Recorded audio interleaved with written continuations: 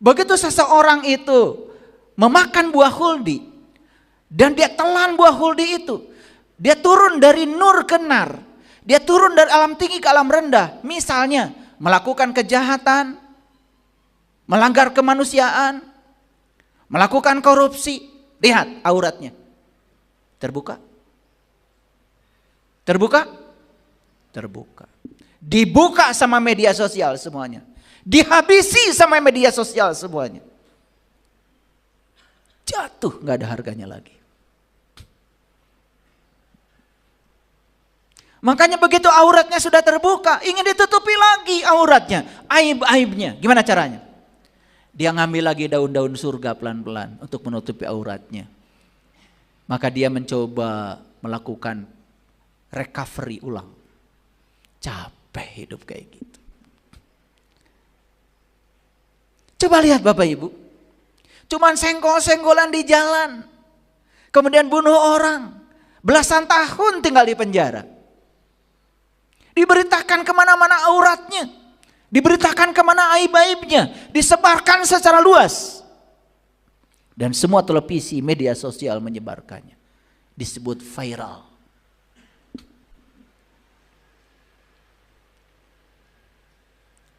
Saya juga viral, penyebar aliran sesat.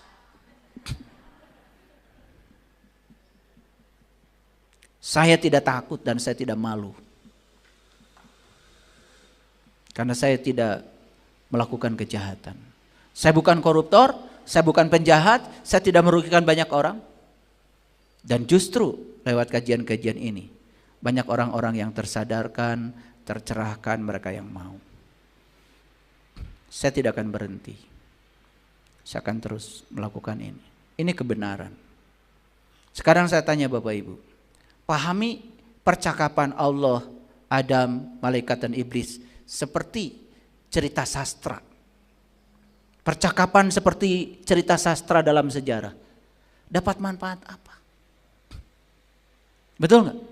Allahnya di luar, Adamnya di mana, iblisnya di mana, malaikatnya di mana, syaitannya di mana.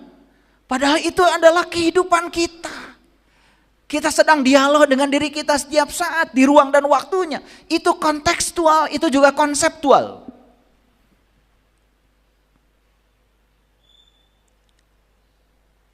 Makanya jangan sampai kita mengalami brain rot tadi.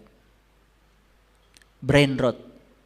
Brain kita, otak kita terpapar oleh kedangkalan pengetahuan. Sehingga kita tidak bisa berpikir kritis lagi, tidak bisa berpikir kreatif lagi. Jujur, apakah Adam ini, kesadaran murni pada diri ini, sering jatuh? Sekarang mengerti? Ya. Jatuh dengan pasangannya. Yuk sekarang kita kembali. Makanya di dalam Quran, Summajtabahu Rabbuhu. Kemudian Tuhannya memilihnya. Kembali kepadanya. Fataba alaihi wahada. Dan mendapatkan petunjuk. Gak apa-apa Bapak Ibu, gak apa-apa. Kalau Adam ini pernah jatuh, terusir dari surga, terusir dari nur menjadi nar. Gak apa-apa sepanjang nar itu bukan untuk menggosongkan. Sepanjang nar itu untuk mematangkan. Apinya kita kendalikan. Kalau dikendalikan kan masakan kita jadi enak, jadi enak. Goreng ikan enak, goreng pindang enak, semur jengkol jadi enak. Betul? Semua jadi matang, semuanya jadi sempurna. Kalau nar itu adalah cara semesta untuk mematangkan kita, nggak apa-apa, nggak apa-apa. Kadang-kadang kita harus diajarkan lewat kesalahan untuk menemukan kebenaran. Tetapi kata ayat ini, Summajtabahu Rabbuhu. Kemudian Tuhannya memilihnya. Fataba, kembali kepadanya. Fataba alaihi wahada, dan mendapatkan petunjuk. Itulah endingnya, akhirnya dari Adam. dia pulang. Dia kembali kepada kesadaran murni itu. Untuk memenuhi ayat innalillahi wa inna ilaihi raji'un. Gak apa-apa proses hidup kita seperti itu. Gak apa-apa. Paham Bapak Ibu? Lalu Allah berfirman, turunlah kamu berdua dari surga bersama-sama. Sebagian kamu menjadi musuh bagi sebagian yang lain. Maka jika datang kepadamu petunjuk dariku, awas, akan datang petunjuk dariku. Lalu barang siapa yang mengikuti petunjukku, ia tidak akan sesat dan tidak akan celaka. Jadi maksudnya, yuk kembali kepada sistem awal, sistemnya Allah. Dengarkan suara kebenaran dari dalam dirimu, supaya kesadaran murnimu tidak dikelabui oleh hawa, oleh diri palsu. Keren gak Bapak Ibu kalau Quran dipahami kayak gini? Keren gak? Terasa gak manfaatnya sekarang? Terasa. Ya, di mana dialog itu? Hebat. Perang Bharatayuda, ada peran-peran, ada Arjuna, ada Nakula, ada Sadewa, ada Yudhistira, ada Bima. Itu semua itu adalah cerita di dalam diri kita. Ada Duryodhana peran itu, ada Guru Bhisma, ada Guru Dorna, tapi di dalam diri kita juga ada Krishna yang suka mengingatkan tentang kebenaran itu. Tapi kita kadang-kadang dengar Dorna, dengan Guru Bhisma, dengar Duryodhana, ya. Suara Krishna begitu jelas di dalam sini, gak mau kita dengar. Yuk sekarang, kalau kamu masih mau kembali kepadaku, kata Allah, kembalilah, kembalilah. Dan barang siapa berpaling dari peringatanku, maka sesungguhnya baginya penghidupan yang sempit. Ini Toha 124.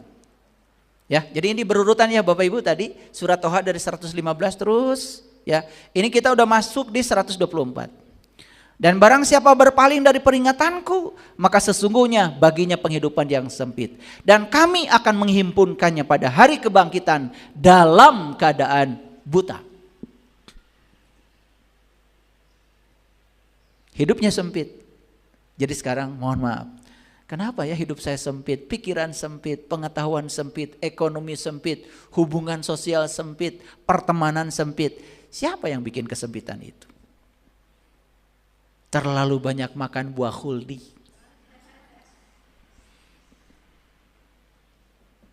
Itu aja. Ya.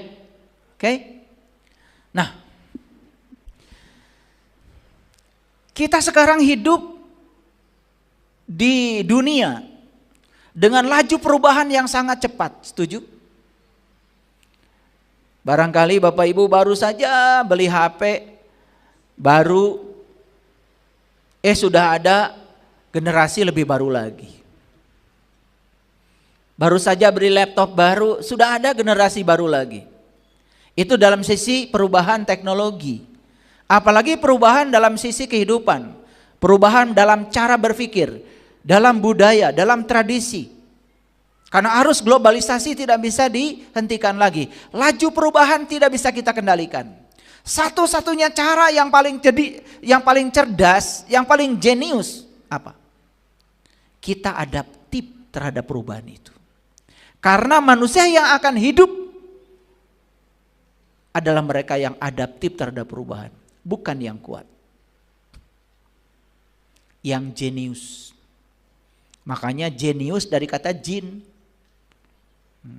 Kalau jin dalam diri kita itu, energi dalam diri kita yang tersembunyi itu, kita latih untuk hal yang positif. Jadi jenius.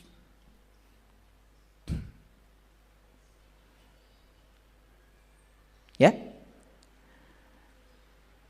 Ibu bapak tidak bisa menghindar dari ketidakpastian hidup. Betul? Siapa yang bisa menjamin kalau masjid ini seminggu yang akan datang, 2 minggu akan datang masih berdiri? Gak ada. Demikianlah kompleksitas kehidupan. Siapkan diri kita untuk memasuki area itu. dengan kebijaksanaan. Krisis identitas, di mana setiap anak kehilangan jati dirinya karena dipaksa harus menjadi seperti yang orang tua mau. Atas nama kasih sayang, lalu anak dibentuk harus seperti ayah ibunya. Lalu anak kehilangan identitas diri, tidak menjadi dirinya sendiri. Dan kasus semacam ini justru semakin banyak. Karena orang tua menggunakan figur otoritas dan menggunakan otoritasnya untuk mengatur-ngatur anak. Pendidikan anak diatur sama orang tuanya. Pekerjaan anak harus ngikutin keinginan orang tuanya. Bahkan jodoh anak pun harus seperti yang orang tua mau. Rusak kehidupan. Semakin tidak menjadi dirinya sendiri. Banyak manusia di kehidupan ini kehilangan arah, kebingungan, tidak mengenal diri sendiri. Bahkan kita pun, karena semakin banyak kita memakan buah huldi, buah pengetahuan dari manapun datangnya. Furqan kita belum hidup, belum bisa memfilter apa yang terjadi. Bukan kita menjadi diri sendiri, malah kita kehilangan jati diri kita. Bingung hidup. Makanya sampai diceritakan di dalam Quran surat Ad-Duha, wad-duha wal-laili idza saja ma waddaka rabbuka wa ma qala walal akhiratu khairul laka minal ula wala saufa yu'tika rabbuka fatarda alam yajidka yatiman fa'awa wa wajadaka dolan fahada. Pernah dengar kata-kata itu? Wa wajadaka dolan fahada. Kamu saat itu sedang dolan, bingung, tersesat, kehilangan jati diri. Fahada, lalu aku menunjukkan jalan kepadamu. Tetapi saat ditunjukkan jalan pun tidak mengerti kalau itu jalan. Karena kita mengira jalan itu kosong. Padahal jalan kita justru penghalang jalan. Dibutuhkan kendali. Dibutuhkan kemampuan mengubah perspektif terhadap hidup. Agar mampu menghadapi tantangan dengan sikap bijaksana dan tenang. Itu yang dibutuhkan sekarang.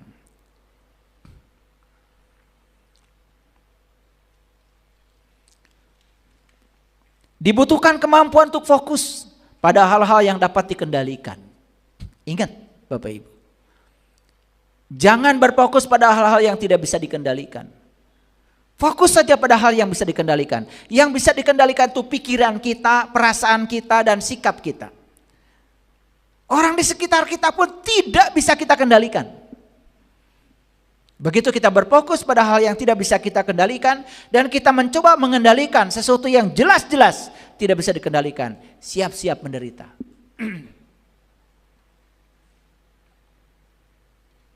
Hindari kecemasan terhadap hal-hal yang tidak bisa dikendalikan.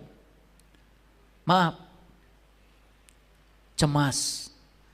Padahal yang kita cemaskan itu adalah hal yang tidak bisa dikendalikan.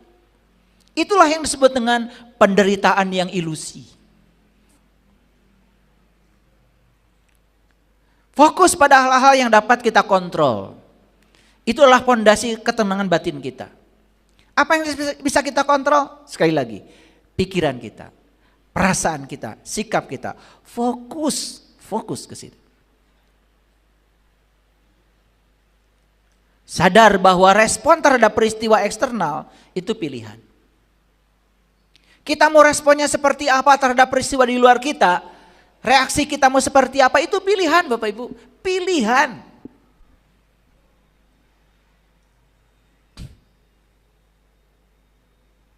Lihat saya semua. Ini HP saya sedang saya pegang. Bisa jatuh nggak HP ini? Kenapa jatuh? Kalau saya lepaskan. Nah, saya bisa pegang, bisa saya lepaskan, itu pilihan. Pilihan. Tapi begitu saya lepaskan, hukum alam juga bekerja. HP ini pasti jatuh ke bawah, tidak mungkin jatuh ke atas. Karena di sini ada hukum gravitasi. Dan hukum gravitasi ini kenikmatan Allah yang luar biasa. Gak kebayang kalau gak ada gravitasi. Kita pipis takut. Berak takut.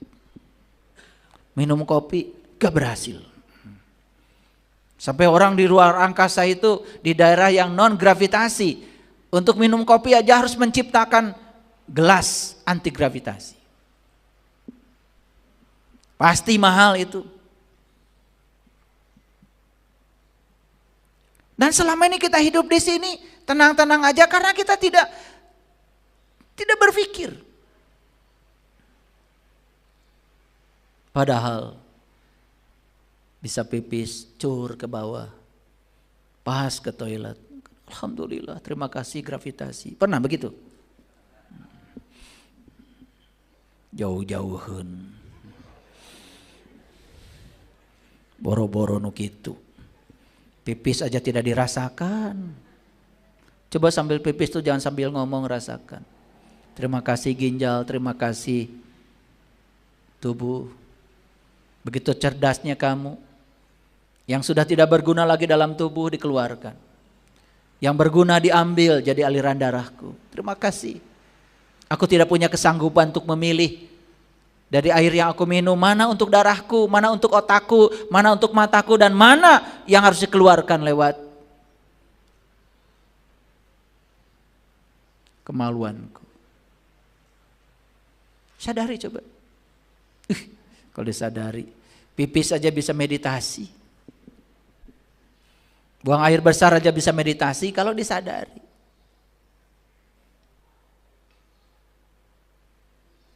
Semua kegiatan kita dilakukan dengan ketergesa-gesaan. Bergerak terus. Di sini tetapi pikiran sudah di mana? Hilang kesadaran. Tidak mindfulness, itu bahasa kerennya itu. Makanya ada 4 kunci ketenangan batin. 1, belajar mengelola reaksi atau respon emosi terhadap peristiwa di luar kendali kita. Agar tidak terjerumus pada perasaan negatif yang merusak kesejahteraan mental dan fisik kita. 1 itu. Jadi belajar mengelola reaksi atau respon emosi terhadap peristiwa di luar kita. Belajar, itu harus belajar. Jangan setiap ada yang tidak suka langsung otomatis. Ada yang tidak suka langsung marah. Coba mindfulness. Beri jeda, tarik nafas. Kalau mau marah tuh tarik nafas dulu. Beri jeda sedikit. Itu kunci yang pertama. Kunci yang kedua, belajar merenungkan pengaruh tindakan dan sikap hidup sehari-hari terhadap diri sendiri dan orang lain untuk meningkatkan kebijaksanaan. Kalau Bapak Ibu sudah bertindak dalam kehidupan sehari-hari, bicara, bertindak, coba renungkan yang sudah dilontarkan lewat mulut dan tindakan itu. Apa dampaknya untuk diri sendiri? Apa dampaknya buat orang lain? Dengan sering merenungkan itu, kebijaksanaan kita akan naik coba. Dengan pasangan aja sederhana. Kita mengatakan gini, oh ternyata pasangan saya tidak suka. Udah, jangan diulang lagi. Kita kalau melakukan ini, ternyata pasangan kita tidak suka. Stop atuh. Kita tidak merenungkan itu. Kalau kita sudah berkata, udah aja. Kalau sudah bertindak, sudah saja. Coba renungkan dampaknya bagi diri sendiri dan orang lain seperti apa. Oh ternyata memberikan kepedulian pada orang lain itu orang lain bahagia ya. Oh ternyata saya bahagia ya. Ya sudah. Saya akan lebih peduli lagi pada orang lain. Coba renungkan. Ini dalam rangka memfilter supaya tidak semua ya yang kita telan itu selalu menjatuhkan kita dari surga, dari nur ke nar.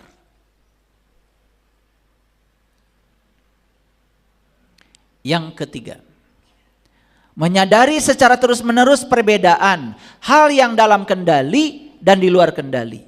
Sehingga membebaskan diri dari beban kekhawatiran. Oh ternyata anak saya tidak bisa saya kendalikan. Yang bisa saya kendalikan adalah pikiran saya terhadap anak saya. Bedakan. Mana yang bisa dikendalikan, mana yang tidak bisa kita kendalikan. Terus menerus disadari. Oh, pasangan hidup saya tidak bisa saya kendalikan. Cara bicaranya, cara berpikirnya, cara bertindaknya di luar kendali saya. Makanya supaya saya tetap damai dan batin saya tetap tentram, saya kendalikan pikiran saya terhadap yang dia pikirkan. Saya kendalikan pikiran saya dan perasaan saya terhadap yang dia ucapkan. Saya kendalikan pikiran dan perasaan saya terhadap sikap dia. Tidak usah diubah yang di luar, karena itu tidak bisa dikendalikan.